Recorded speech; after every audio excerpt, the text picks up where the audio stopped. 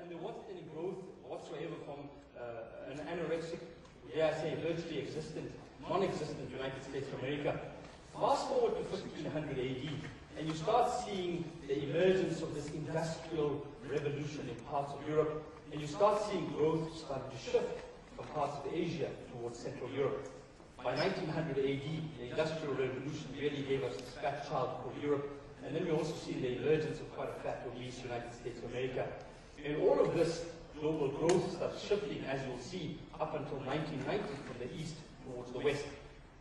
But if you go to 2015, you see how global growth has significantly shifted from the east towards the west, and has now shifted back towards the east.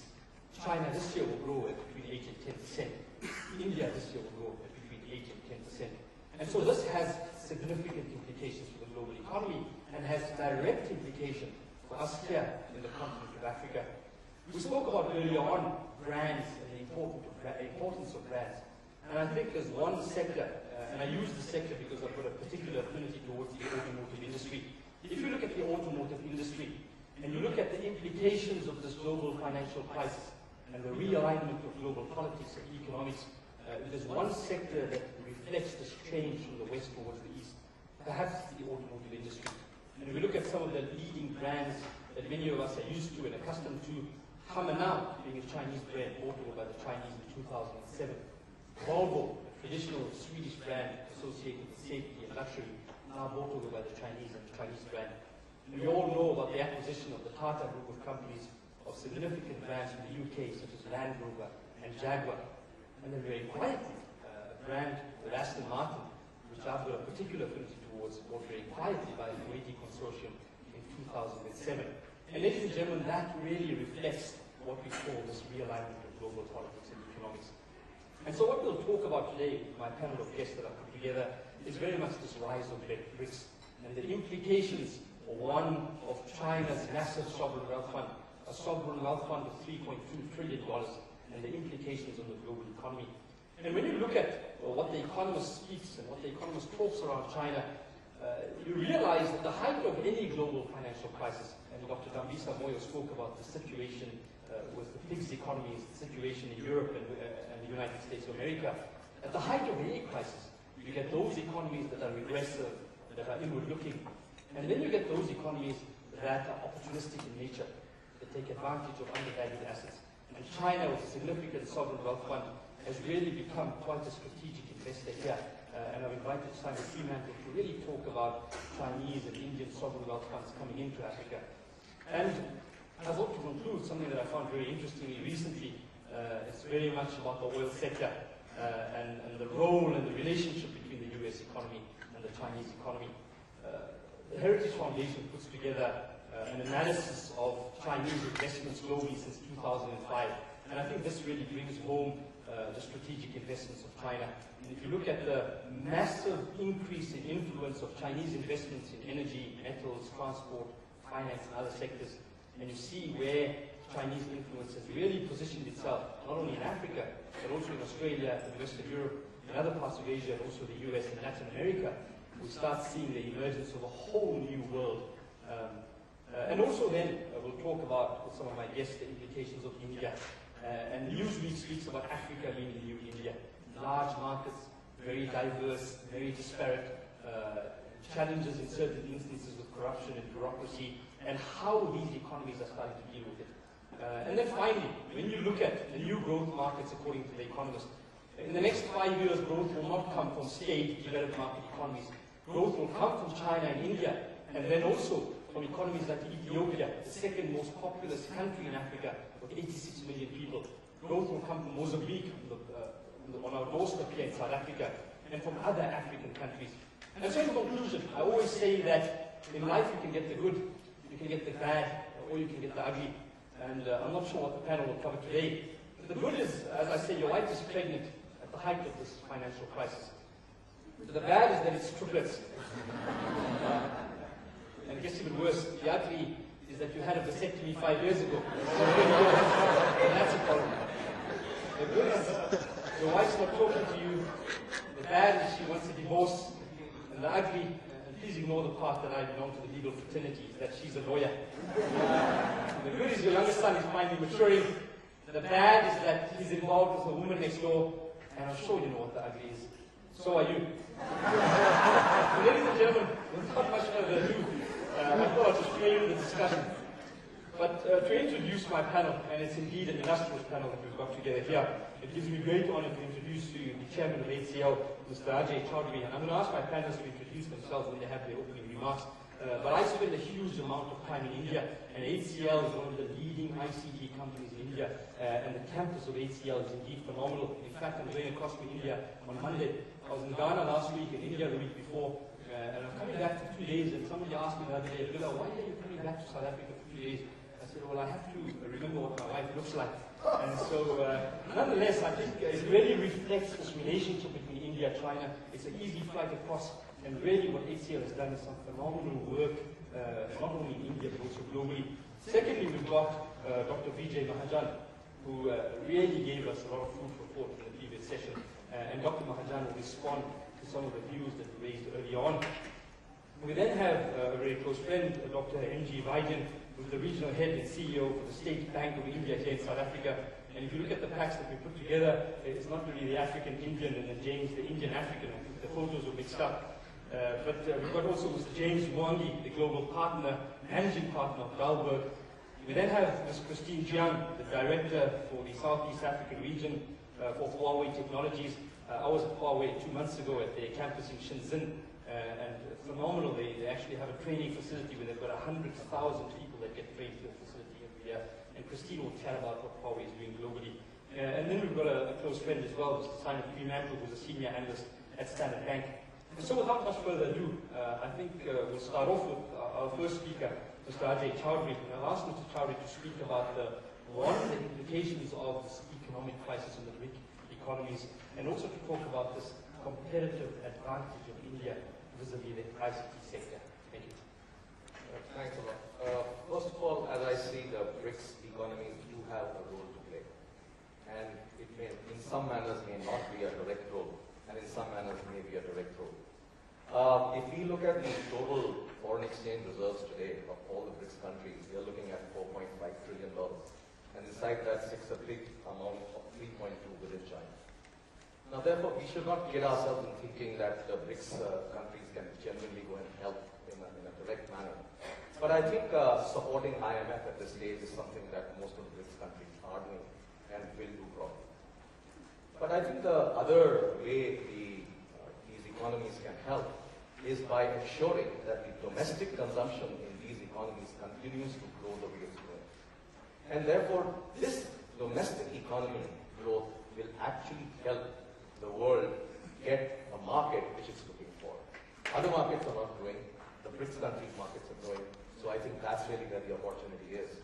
And if we tot up the GDP of all the BRICS countries, it comes to $11 trillion, as against $14 trillion for the US. So I think we are looking at a very nice sized market that's available to the world, which is growing. So I think that's really where I believe the BRICS countries will play a role. Thank you. Dr. Vaidyan, please.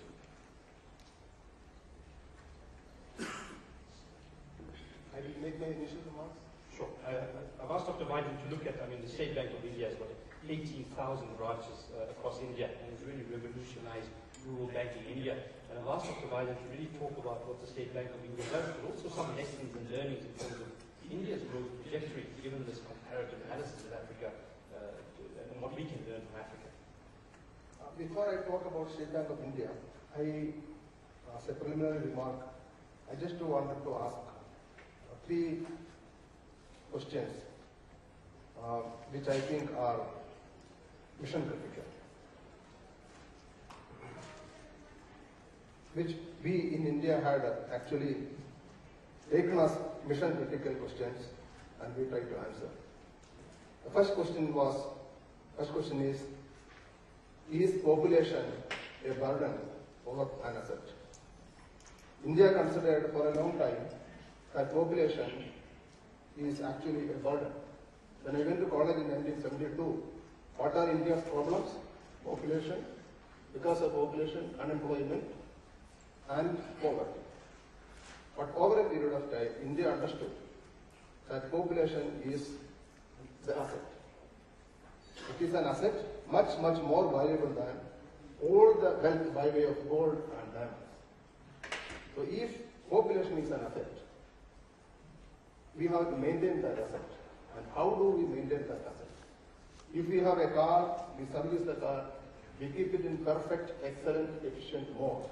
How do we keep the population in the most efficient and excellent way? When we got freedom in India, we had 500 colleges, higher education. And today we have 18,000 colleges in India. We had 30 universities when we got freedom. Today we have 350 universities. We have about 1 million schools in India. When USA produces 70,000 engineers, India produces 465,000 engineers. The whole of Europe put together produces 100,000 engineers. The question which I wanted to ask is, we have a CEO forum, Indo-South Africa CEO forum, where the CEOs of various industries work together and act together. Why don't we have a South Africa, India education forum? The second question is originating from the first one. That is, South Africa gave us a great man, Mahatma Gandhi. He practiced here. He was in suit here. He came to India. He saw India, the poverty of India. He removed the suit. He removed everything. He walked around the whole country in dhoti. He went from village to village. And then he learned the truth that India is the rural India. 70% of India population live in rural India. So if the India has to grow, the rural India has to grow. Africa is today in the same sort of a situation, I have to say. I went to school walking. There was no pakka roads. Today also in various parts of India there are no schools, there are places where there are no pakka roads and there are no schools, but India has progressed a lot. Today if India is growing, it is because of the 595,000 villages which are growing. The rural farmer, the rural shopkeeper, the rural farmer, he is energized, he is abused, he is educating his children, so the rural India is growing. So, what is Africa doing with regard to taking the rural Africa out? And what lessons we are learning? So these are the questions which I wanted to ask. During the course of the discussion, I will come to State Bank of India and what we have done and what India has done to take advantage of those situations. Thanks, Dr. Vaidyan. It's interesting you raised Mahatma Gandhi. It's Nelson Mandela who said that it was India who gave South Africa Gandhi, the barrister.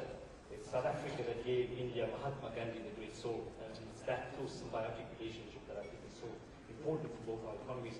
We're going to move on to Mr. James Mwangi and specifically talking about the implications of Brazilian Russian investment and also what's happening here on the continent and how do we leverage this relationship with the other BRIC economies. Thank you.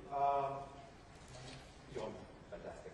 I think there's a number of interesting questions, and of course, whenever the discussion of BRICS comes up, it actually ends up turning into BRICS in most conversations about in Africa.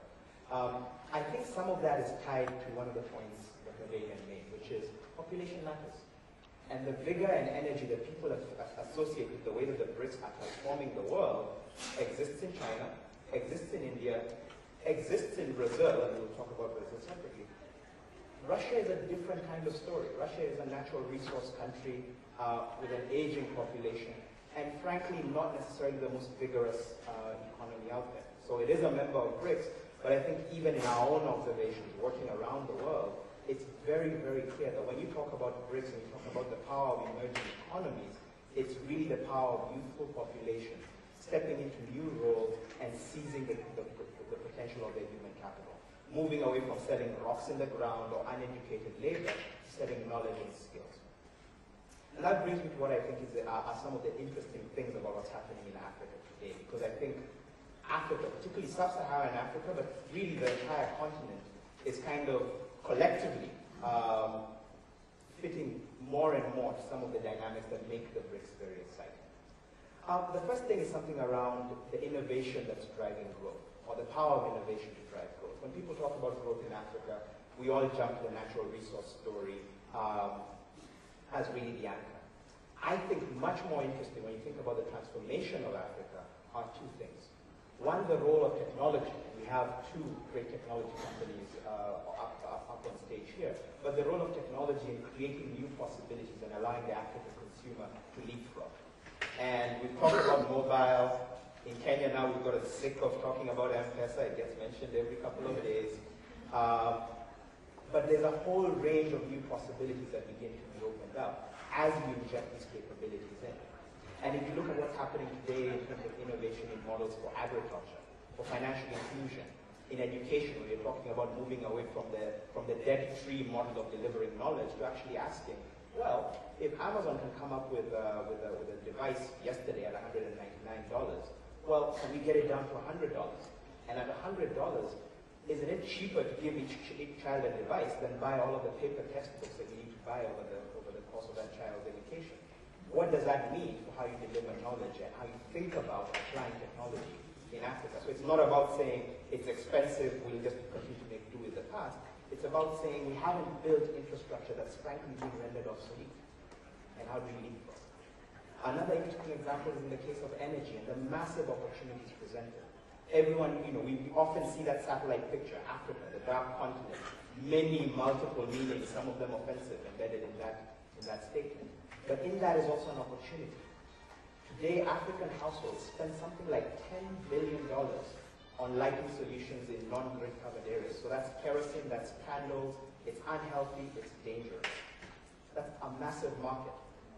If you look at the capabilities of just very simple technology today, solar-powered LED lighting, right? Those kinds of solutions are now viable. And the question is, who is figuring out the business model to deliver those solutions? Dr. Mahajan talked earlier about the fact that this is not a charity case. People are spending money. People are spending real money. And those businesses that are figuring out how to get to those consumers are able to derive fantastic returns. I think I came across a note today in the Financial Times that African banks are indeed realizing some of the largest margins of any financial institutions anywhere. It's no surprise. If you're the only ones providing services to people who just haven't had access in the past, they'll pay for those services. So the question is, how do we crowd in more players? The other thing I will talk about briefly is the emergence of indigenous African champions. Now, South Africa has done a great job of fostering a generation of competitive businesses that are going out into the world and have positioned South Africa as a gateway into the rest of sub-Saharan Africa. The interesting thing is now, and as we found in some work we did looking at pioneer companies across Africa called Pioneers on the Frontier, there's a generation of other African multinationals coming out of East Africa, West Africa, Nigeria being a large source of that expansion, and Kenya as well, and a couple of other countries, that are providing two opportunities. One, they're showing how to grow smartly into other African countries, which is very seldom based on let's inject a whole bunch of money and bring in a whole bunch of expats, and they'll do exactly what they were doing in the Midwest of the United States, and we'll hope for the best. It's much more about let's build indigenous partnerships, let's grow gradually, let's build on domestic talent, and let's understand our market and understand our consumer. What we found when we looked at some of the lessons from watching African companies grow is that South African companies, and this is an interesting challenge, South African companies have actually struggled once they get out of South Africa into the rest of Africa, for the most part. In part because that focus on market insight, that focus on the individual African, who's a rural African, for the most part, is a small-scale farmer. In many cases, the key spender in the household is the maternal head of the household, is the woman. They just did not have products or have a mindset that lent itself to that. Interestingly, Indian companies seem to have a much easier time of doing so, of accessing the African mass market. But the challenge for South African companies is, are you going to leave one of the world's fastest growing regions right at your doorstep for others to kind of take advantage of, and for new champions to emerge from the challenge? Finally, is the story of integration. And we throw around some numbers, 1 billion Africans, etc., etc. The challenge, of course, is borders and boundaries, atomized markets, a lack of integration. And that plays out in a number of ways, whether it's in your ability to negotiate good terms, when you're working on trade, or in your ability to offer a large integrated and valuable market. And I think the big question for African policymakers is really around what are the levers we can pull that begin to integrate us better. For examples of how this is working, I need only point to some of the gains that the East African Community and ECOWAS and even SADC are beginning to see whenever they're able to really drive corrective action. There's sufficient material. When you talk about what's happening in Africa and how it ties into the BRICS, there's sufficient material for days of conversation. So my apologies for going on a bit, but hopefully as we get into the back and forth, we can really dig into how we can learn from the BRICS and how there are opportunities for the BRICS and for Africa to really be the engine of growth that pulls the world out of what's promising to be a rather grim recession. Thank you. Thank you, James. Christine, moving on to you. I mean, Huawei has really become a strategic player here on the continent and also globally. Serves a number of the leading mobile telco companies. Can you talk us through what Huawei does on the continent and also what the Chinese influence is on the continent? It's on. Okay, thank you. First of all, I think that I would like to say that I'm honored to sit here and with the other panelists who are here, because I did go through the profile of theirs. They all have a very strong background. And actually, the moment I came in, I said that Huawei is a kind of, the way I am here is like Huawei is in the industry. Because Huawei is quite a young company, and it was only founded in 1988, and even in the telecommunication industry, it's not a very long history. But with the innovation idea, and also with a quite strong mind to go forward, actually Huawei has grown much bigger. To start with only $3,000 and 6 people, and up to now, last year we had a turnover of $32 billion. And with global-wise, we had 110,000 staff global-wise and covering more than 140 countries. So we cover quite a massive footprint, global-wise. In the continent in Africa, while today's the topic is Africa, I'd like to talk a little bit of what we have done in Africa, and then I will touch what China has done to Africa. So, like we all know that in Africa, all along we have more than 1 billion people, the population, and amongst these 1 billion people, there are more than 480 million telecommunication users. And now, Huawei is serving more than 400 million users amongst these 480 million telecommunication users. And also, in the past few years, since Huawei actually entered Africa, we have invested more than $500 million in cash into this continent. And also, in just the last year, I think we have already subcontracted and also made the procurement more than $800 million in the continent. So we have done quite a lot of business with Africa. And in the meanwhile, we're also looking to the technical transfer and all the technology cooperation in the continent. So we have in total 6 training centers in Africa and 3 R&D centers in Africa. So that would help us to transfer the technology to Africa. Actually, before we started this session, I had a discussion with Jiang. Friends were asking me and how the situation of our staff here in Africa.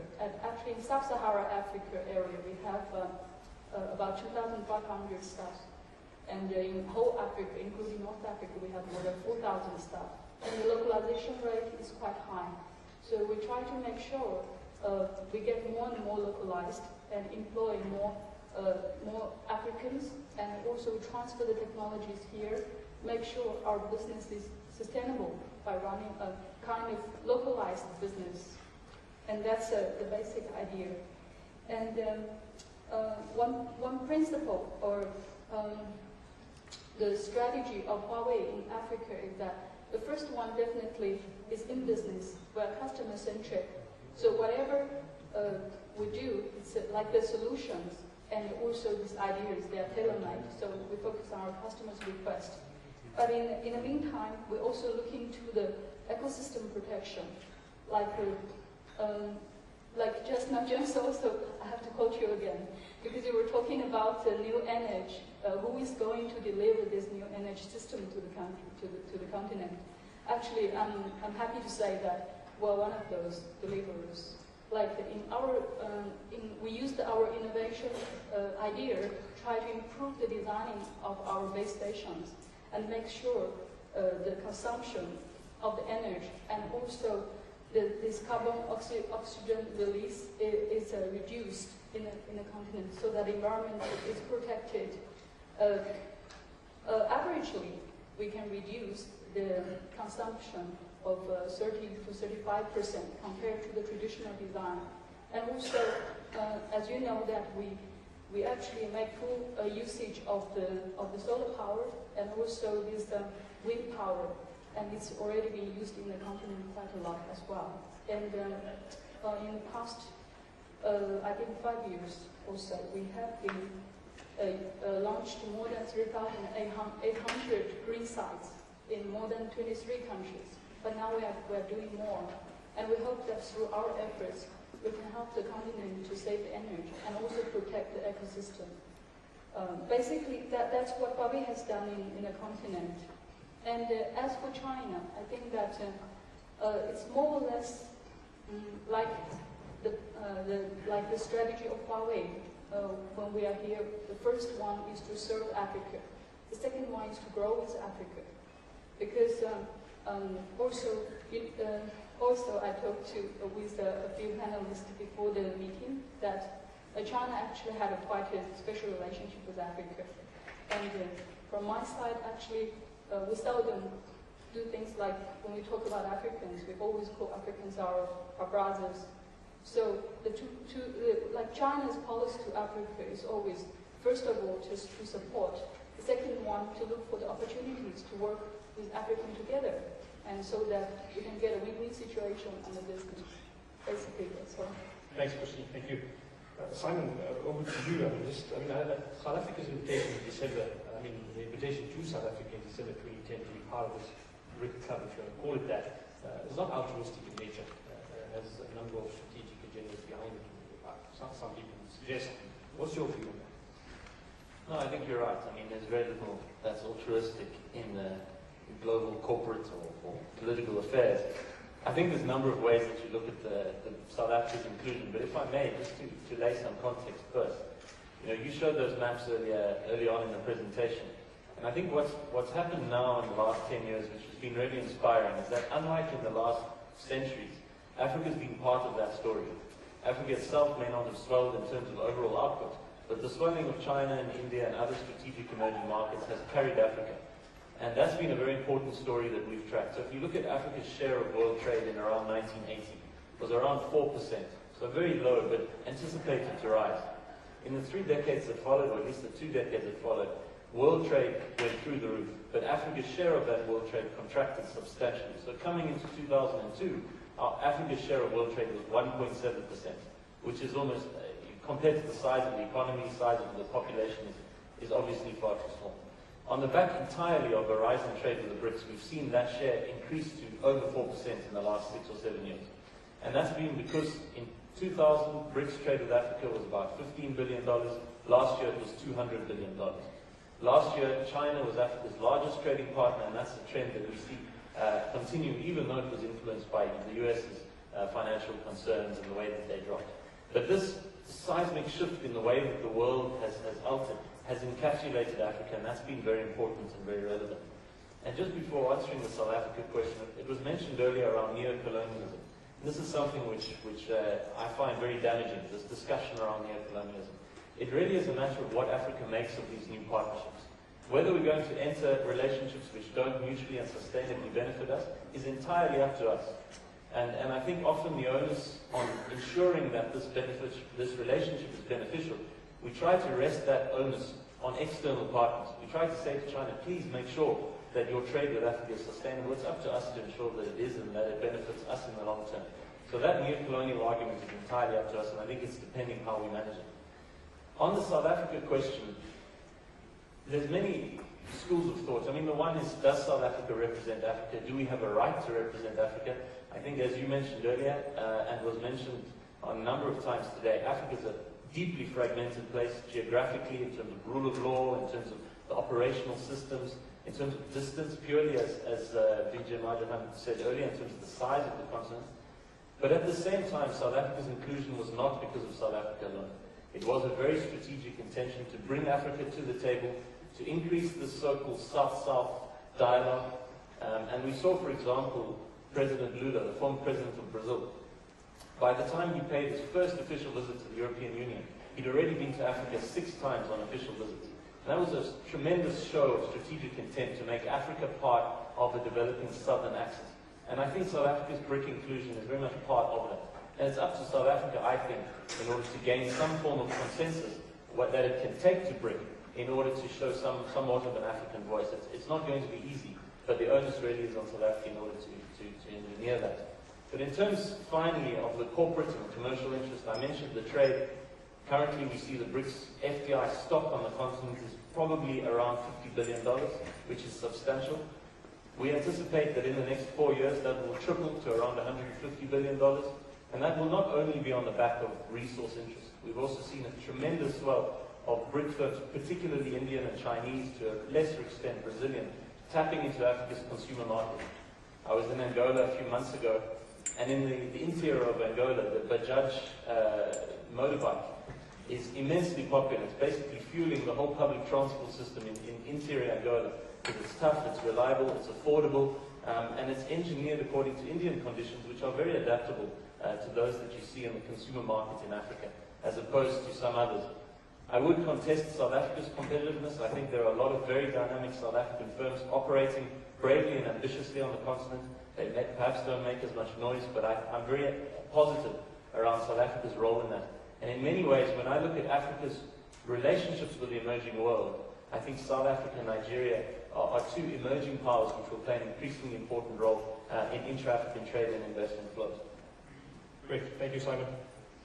Dr. Mahajan, your response to some of the views raised by some of the other panelists? I cannot disagree with any one of them. As a matter of fact, other than Russia, which is a different story, I think the other 4 the countries will definitely learn from each other. To me, the most important thing is going to be innovation. It's not that 86% of the world does not want to buy the products from the 14%. It's just that they don't have those products. I mean, how do you sell a product to somebody where half the time they don't have electricity? How do you sell a product to somebody if there is no road structure?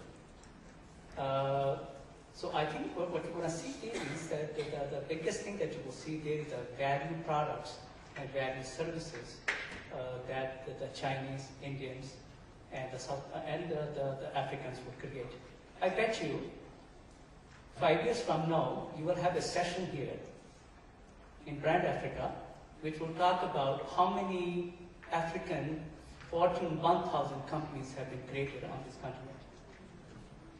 I bet you part of the session is going to be how many Fortune 500 companies, African companies, have been created on this continent. They're essential. And it doesn't take much. I mean, you have $1 billion sales, and you're already part of a Fortune 1000 company. You have the sales of $4.8 billion, you're already part of the Fortune 500 club. As a matter of fact, ladies and gentlemen, in my whole life, and I've been to 60, 70, 80 different countries for all my talks, the best company that I have come across is not in China, is not in USA, is not in Europe, is not in India. If all the places, it was in Sudan. And this is a company called Dalberg Group. I beg you to go and look at their website. Given the conditions that they have to deal with, sanctions they have to deal with, they are Coca-Cola bottlers, but Coca-Cola can't help them. But people buy Coca-Cola. They are also the distributor for Unilever. Unilever cannot help them marketing, but they sell soap. And it's probably, you talk about the consumer responsibility, CSR, they just got the best award in Dubai is probably one of the best companies that I've ever seen in my life, ever, any place. And they're Fortune 1000 company, even in a place like the Sudan. So I think that the Africa needs to take charge. Africa needs to move with a position of strength. I mean, this is a continent with a 41% of the population is less than 14 years old. It needs to think about how to create that into a demographic dividend, like was mentioned before. Chinese are talking about the demographic deficit. The Indians are talking about the demographic dividend. No, there's a lot going to be learned from Brazil. Brazil is urbanized. So the question is what are the issues that they have in their urban towns? And as you know, one of the major issues they are dealing with is the disparity in the income. The Gini coefficient is very high. So now the question there is, what can we learn from the Brazilians? Because here also, the urbanization is going up. So I personally really think that these four countries, I'm sorry to say about Russia, I don't know much about them, but these four countries, I also think that they are not going to be the 86% club. That means they will have to keep on worrying about the value products. Why? Indians' GDP per capita is about the $1,400–1,500. Ladies and gentlemen, in my lifetime, I'm not going to see India touch the point of 10,000 GDP per capita. Chinese right now about 4,000. Ladies and gentlemen, given the size of their population, in my lifetime, I'm not going to see the Chinese hit that point of 10,000 GDP per capita. So 86% club is very strong, cannot be ignored. And the largest group in 86 club are the BRICS. And key thing is going to be innovation, innovation, and innovation. And I bet you the company will be created on this continent. Thank you, Dr. Mahajan. Dr. Chowdhry, just following on that point, I mean, one thing that's really come to the fore in the last 4 or 5 years has been what we call this concept of innovation, Indian innovation-based communities at the base of the pyramid. And a number of examples in India, you speak about the Tata Nano, a $2,500 car created by the Tata company. Recently, there was an announcement by the Indian government of a $35 laptop. Can you give us some examples of what we call this frugal innovation at the base of the pyramid? Well, actually, the innovation has really been driven by what the market wants. And fundamentally, if the market is looking at low power, the market is looking at low cost, and market is still looking at very good quality, that's really what the whole idea about innovation is. So if you look at water, for example, one product that we created in India is created by the Tata Group, which is called Swachh. Very low cost water purifier for the villages. So again, that's a great example. The other example is the whole telco example of India. Very low cost delivery of services on very high volume. Earlier, everybody used to talk about ARPUs. India, the telcos stopped looking at ARPUs. They started looking at volume, and they just went for volume. And therefore, they were able to get to everybody. 700 million users today. You look at the whole idea of looking at the unbanked population of India, close to 600+ million today. The people who don't have bank accounts. India has come up with this whole concept of using technology, handheld devices, for example, which people like organizations like HCL have developed, where we can actually go and deliver banking to the unbanked in the village itself by traveling around.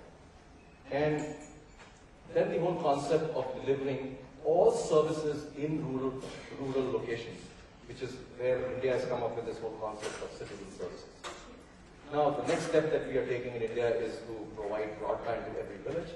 And the whole idea would be that if you take 10 gigabytes to the village, then poor are not going to remain poor. Because poor are poor because they don't have access to information. And that's really the big change we believe that will come through the innovation that India is doing.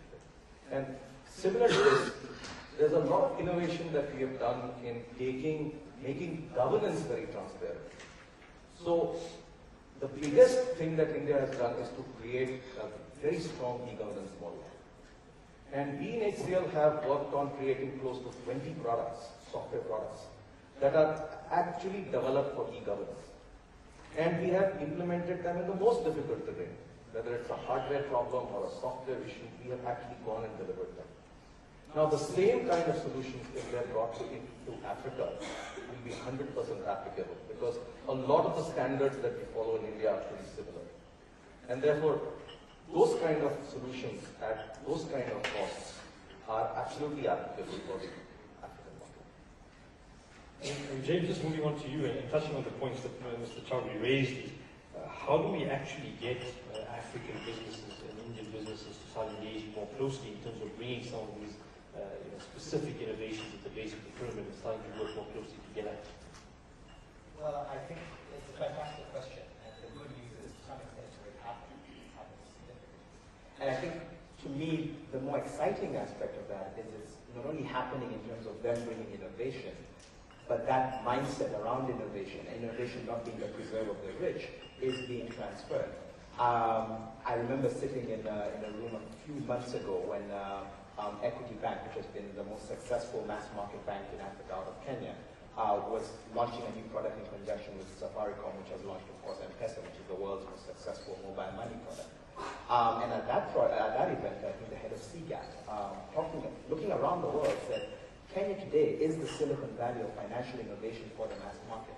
The most cutting-edge products for the mass market today are coming out of that intersection between high levels of penetration of mobile money and the beginning of a cashless economy, even at the village, and the emergence of banks that really understand that the future is focusing on that 86% category.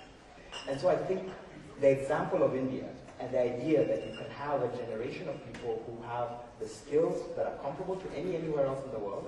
I'm fond of pointing out that when I was going to university in the US, I'd run into some of my Indian colleagues and they'd say, yeah, I did kind of well to get into Harvard, but yeah, I didn't quite make the cut for IIT.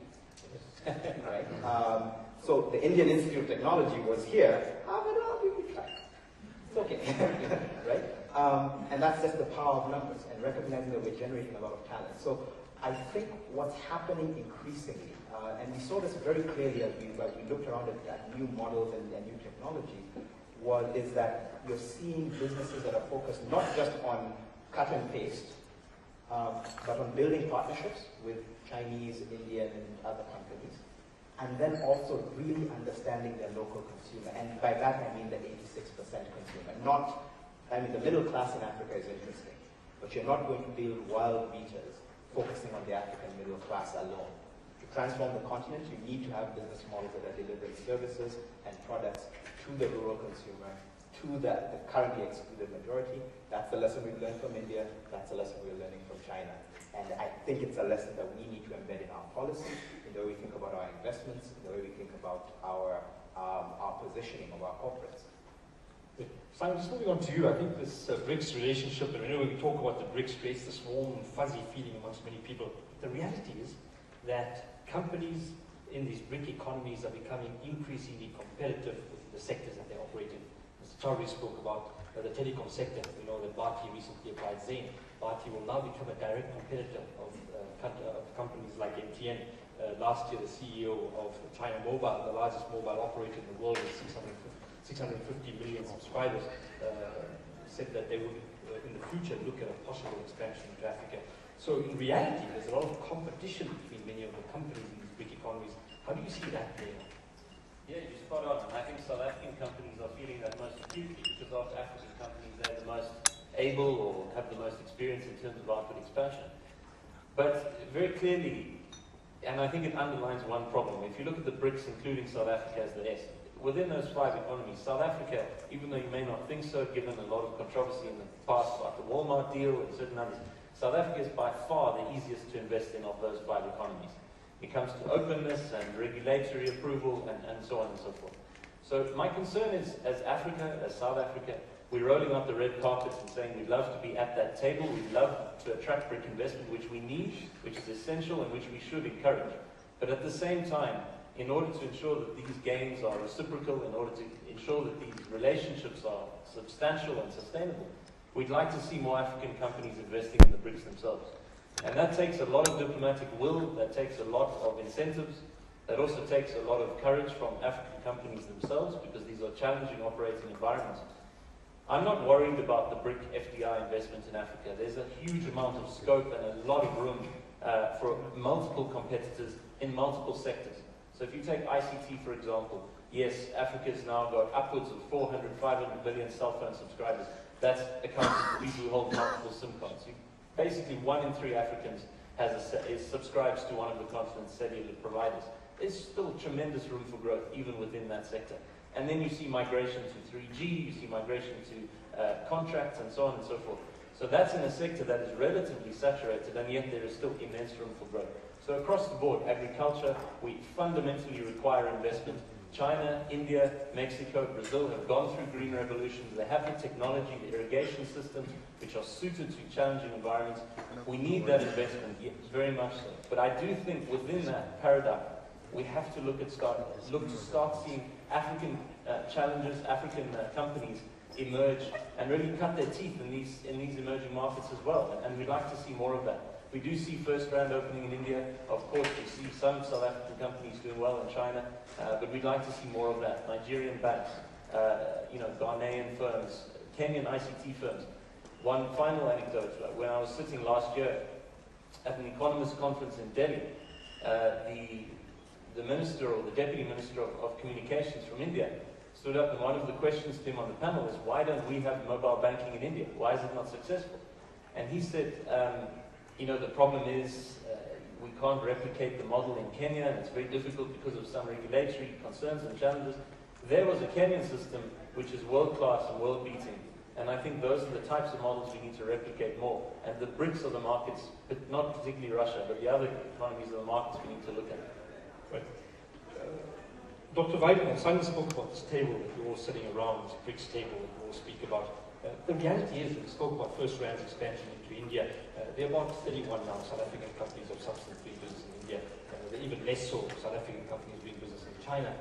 And not many South African companies in Russia, and African companies as well. The reality is that it's much easier for some of the larger multinational JSE-listed firms or firms listed on African exchanges to go and do business in many of these BRIC economies.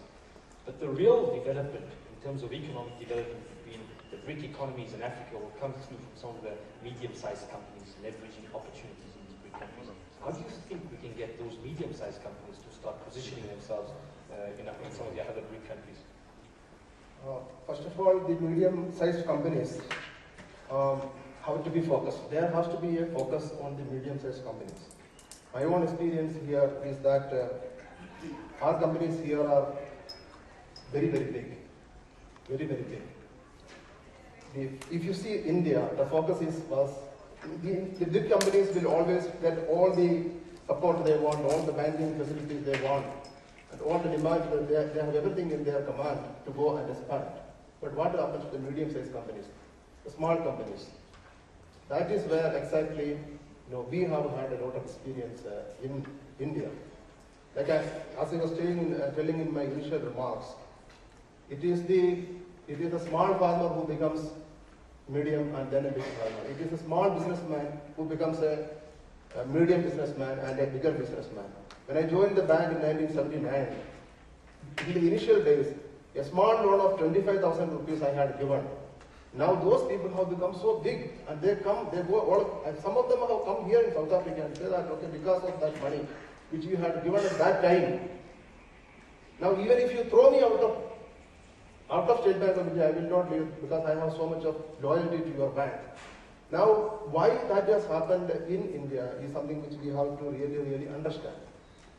In India, every bank, whether it is public sector or private sector bank, 40% of the loans which we give has to go to priority sector, which is agriculture and small scale industry and small farm. And these are always given at a reduced rate of interest. These banks are able to give it at a reduced rate of interest because there are systems by which government agencies and government organizations can give refinance at a cheaper rate. There are 25 public sector banks and maybe some 15 private sector banks, and there are so many other small banks which compete among each other. As a result of which, what happens is that the customer gets the best benefit. The small farmer small business, they get best benefit. Now let us take about, in my initial remarks I was also talking about education. Okay? Now in India, any student who wants to go for a higher education can walk into any branch of any of the banks and ask for an education loan. No security. The finance minister, he makes periodic visits to the branches. He goes to the branch manager and asks him to take out the security document of the education loans. And if any mortgage is taken of any, mortgage means any bond is taken of any student against the education loan, then he immediately charges the branch manager. Number one. Number two, a few more things which I wanted to say is about the other schemes, which is, how do we go into the rural areas, 695,000 villages. We wanted to focus there, how the small business will become this big business. Then when becoming this big business, they can go out. Is 70% of the branches of the bank are in rural areas. We have about 695,000 villages, but there are only some 65,000 branches of all the banks put together. So how do we take banking to the rural area? Banking is very, very essential thing for the development of any country, any society. As Mr. Mahajan was telling, we have got this system of banking correspondents who go around the villages with a handheld machine through which banking can be facilitated. State Bank of India has got only 18,000 branches, but we have tied up with the India Post, which has got 165,000 post offices all across the country. As a result of which, this 165,000 post offices can become an outlet for the bank. So these are some of the things which we have done over a period of time, which probably we can see, I must say that South Africa especially is in a far, far more advanced and far, far more better position than India, when India was in 60s. We have got everything here, the best infrastructure, the best everything, the best climate, everything is here. We have got very, very small, limited problems here, compared to the problems India had with 1.2 billion people. I want to touch on that point, and I want to go to Dr. Mahajan, because in all of my travels to all of these BRIC economies, I see the number of African optimists, and I think Dr. Mahajan is one of the biggest supporters of Africa and its growth story of Africa. When you travel to these BRIC economies and you dig deeper and you look beyond some of the major companies that have recognized this relationship between Africa and these BRIC economies, there's a lot of misconceptions towards Africa. The understanding of Africa is relatively still at a nascent stage. How do we change those views and perceptions of Africa? Discussion this morning was very interesting.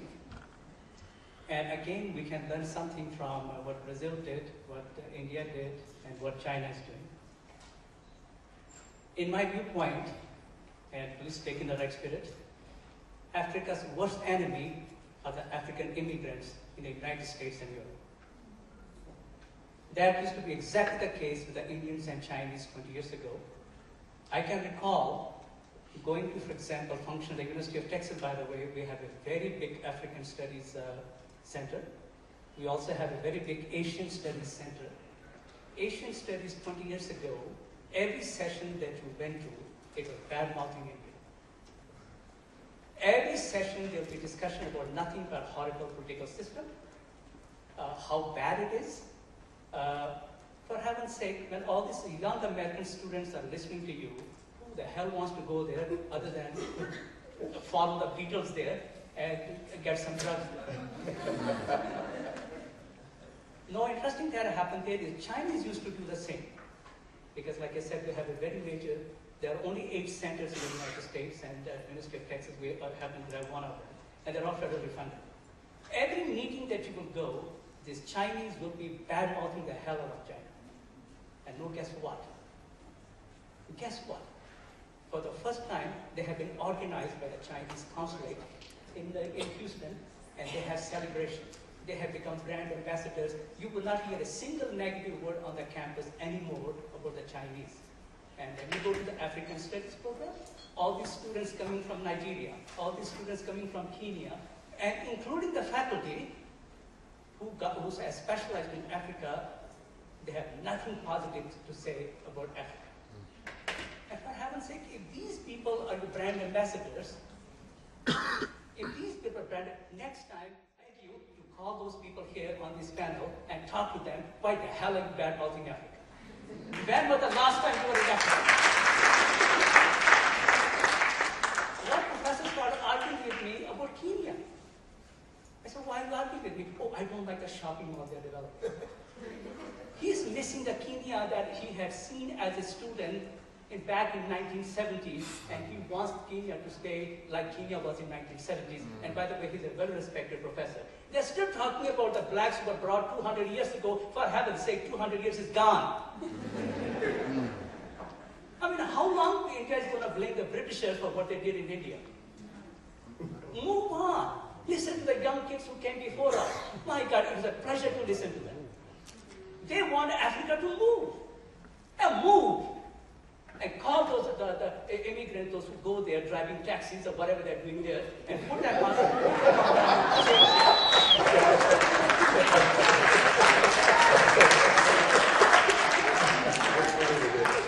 sorry, I didn't mean that. There's one thing when you're chairing a panel like this is you ask a question and you hope in your heart that the answer goes in a way you did. I want to end with you, Christine. You've spent some time here in South Africa. Before I go to the floor, a few questions. You spent some time here in South Africa, in various parts of Africa as well. What's your perception of this continent?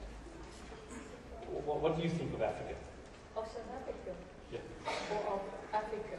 Africa as a whole, the continent. Okay. Well, I think that it's a quite friendly continent, I would say.